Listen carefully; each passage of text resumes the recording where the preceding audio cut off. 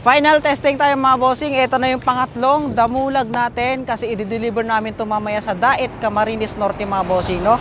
Pero bago tayo mag-soundcheck mga bossing ay ipapakilala ko muna sa inyo kung ano yung nagagawa at pwedeng gawin dito sa ating project damulag mga bossing. So, ipapakita ko sa inyo, kung ano yung specs ni damulag. So, dito mga bossing, ang subwoofer ni damulag ay solid impact to yan lahat mga bossing yung kanyang mga speakers. Dito sa subwoofer natin meron tayong D12 na 800 watts RMS dual terminal mga bossing, no? Tapos tweeter natin 4 inches, 6.5 inches yung mid natin mga bossing, no? So meron na yung screen. Yung mga dati kong damulag mga bossing, lalagyan ko din yun ng screen pag pumunta ko doon sa damulag na yon. Sa dati kong damulag pala mga bossing, para safe yung speaker. 3D printed yung screen niya mga bossing, no? Tingnan nyo, lapitan mo. 3D printed yung screen niyan. Tapos dito meron siya upgraded na rin yung mga bossing, no? Hindi nyo na makikita yung parang uka-uka na pinagtabasan nito, itong leather mga bossing. Naka-screen na yan. Tapos dito mapapansin niyo, customize din natin yan na 3D printed. Meron akong pangalan dito. At kung bakit hindi orange yung eto mga bossing, dahil ni-request ni client na plain white lang dito sa kalsiklawa yun. Plain white lang dito sa loob. Tapos ito ay kulay itim lang siya. Kumbaga all white, all black, no? Dito siya sa harap. So dito tayo mga bossing. So dito meron tayong power, pinaka-power dito mga bossing. Dalawa yan yung power button natin. Yan, papaliwanag ko to mamaya. So dito muna tayo, papakita ko dito. Meron siyang karaoke dito mga bossing. May mic 1, mic 2. Meron siyang voltage display dito mga bossing. Meron siyang aux. Meron siyang USB. Mamaya mga bossing, pagaganahin natin yan using USB. Ito yung LED niya mga bossing. So ito, customize yan lahat mga bossing, no? Ito, customize yan. Customize din tong knob natin. Mapapansin nyo, wala kayong makikita sa online neto. Ako lang yung meron. Yan mga bossing, yung plate na to ay meron ding pangalan ko yan, JSR. Yan, gawa ko yan mismo mga bossing. Tapos ito, yung loob, battery niya mga bossing. LiPo4 battery, Smart BMS 24 volts, 8S, 100 ampere. Smart BMS yung mga bossing. Ibig sabihin, para siyang cellphone na makikita mo yung percentage ng battery mga bossing. Dito, nominal capacity is 100 Ah mga bossing. Yan yung pang solar. Alam nyo kung magkano itong battery ng mga bossing? 22,000 kasama ang charger. So, rated energy 2,560 watt-hour mga bossing. So, dito, ikot tayo. Meron niyang meron ng pangalan dyan, JSR Soundworks. Padrino pinalagay ng client natin dahil siya ay ewan, hindi ko alam. So, ito yung parang pangalan ng kanilang store. Store ba yung tawag doon? Basta restaurant mga bossing. So, ilalagay kasi ito sa restaurant, pang banda daw nila ito mga bossing, no? So, tawang-tama yan. Meron tayo ditong DJ Kupal. Yan, pasilip mo. Meron tayong DJ Kupal. Hindi yan nawawala. Dito meron tayong yan. Hindi ko na masyadong ipapaliwanag yung specs dito sa loob mga bossing, no? So, ang ginamit ko lang sa King subwoofer mga bossing ay isang ZK602 na 1,200 watts total. ES21P naman yung pang mid natin, no? Tapos, ayan, AC/DC mga bossing, yung pwede mo sang isaksak sa inyong bahay pag ayaw mo gamitin true battery mga bossing. Dito, dali. Dito mga bossing, yung nasabi ko kanina, DC battery. Yung mode niya, AC to 20 volts mga bossing, made by JSR. So mamaya, itetesting natin yan through AC mga bossing. Pero, hindi lang natin maisasaga dahil yung genset natin ay 1,000 watts lang.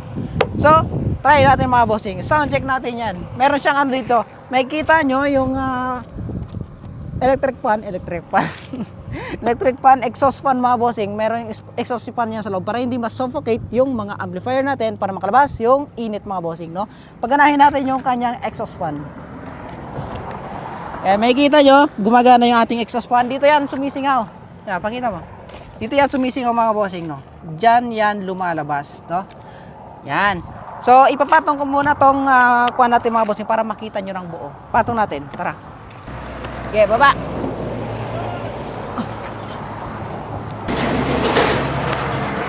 Wow.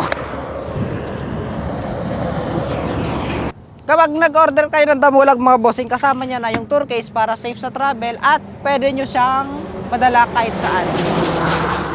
Yan, ito yung kabuuan niya mga bossing, no? Napaka-premium mga bossing, no? Yung screen natin dito, DIY ko yan. Merong pangalan yan mga bossing. No more kalawang sa pangmatagalan mga bossing. Kasi plastic na yan. PETG filament mga bossing. Yan. So nakita nyo ng buo mga bossing. So meron tayong pangalan dito. Yan, meron pangalan yan. Yan. So di-deliver namin to mamayang gabi mga bossing. Dait almost from Solano mga bossing nasa 15 hours. Isang ano lang yun, isang papunta pa lang yun mga bossing. So paano pagbabalikan? 30 hours. So wala akong kapalitan mag-drive mga bossing. Gamit yung multicab. So ngayon mga bossing, sound check tayo. Sa mga gustong umorder nito mga bossing, mag-message lang kayo mga bossing. Ang price nito ay 3 digits mga bossing, no? 1 year warranty replacement. So papalitan ko yung mga accessories na masisira in 1 year, sa loob ng 1 year mga bossing. Tapos lifetime service. Ibig sabihin lifetime service, habang buhay ako, maayos ko kung ano yung sira o kung ano yung problema ni Damulag mga bossing. Pero pag lumampas na ng 1 year, kayo na yung bibili ng piyesa at ako lang yung magpapalit ng libre. Kahit saan pa yan. No? Sound check tayo, tara. Check.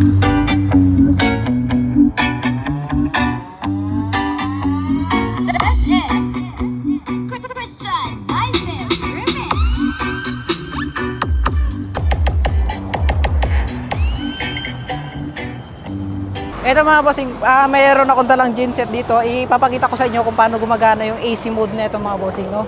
So, yan, AC-DC kasi ito mga bossing. So, pwede nyo siyang isaksak dyan. Yan. Tapos, pipindutin nyo lang dito. Pero, paandarin muna natin itong genset natin.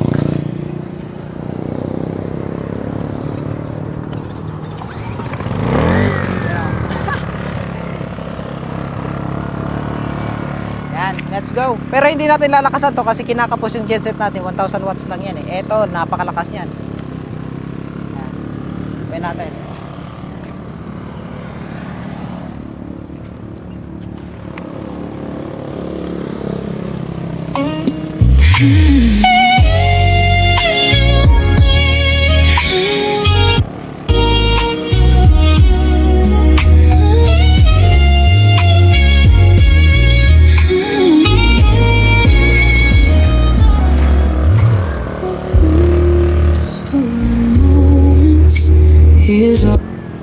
Pero sapat na yun ay panakita ko sa inyo na gumagana itong damulag natin sa AC220 mga bossing.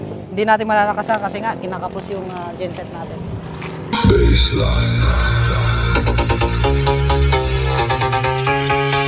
Lose control. Lose control.